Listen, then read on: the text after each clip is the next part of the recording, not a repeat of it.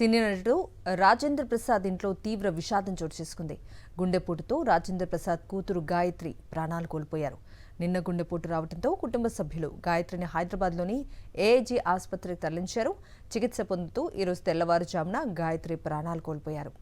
ఒక్కగానొక్క కూతురు మృతితో నటుడు రాజేంద్ర ప్రసాద్ కన్నీరు మున్నీరవుతున్నారు. ఆయన్ను సినీ రాజకీయ ప్రముఖులు పరామర్శించి ధైర్యం చెబుతున్నారు. చిరంజీవి, అల్లు అర్జున్, వెంకటేష్ సహా పలువురు ప్రముఖులు రాజేంద్ర ప్రసాద్ ఇంటికి వెళ్లి పరామర్శించారు.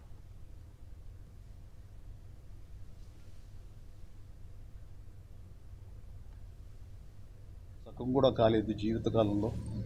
వాళ్ళు అలా కనుమరుగైపోతారనేది తట్టుకోవడం చాలా కష్టం. అలాంటి పరిస్థితి రోజున నా మిత్రుడికి, ఆ కుటుంబానికి కలిగినందుకు చాలా చాలా బాధ అనిపిస్తుంది.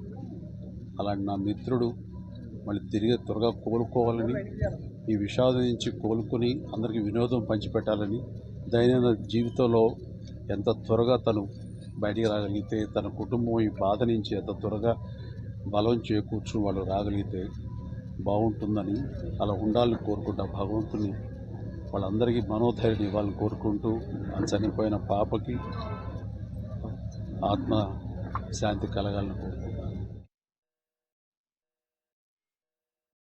రాజేంద్ర ప్రసాద్ కూతురు గాయత్రి మృతిపై జూనియర్ ఎన్టీఆర్ ట్విట్టర్ వేదికగా స్పందించారు.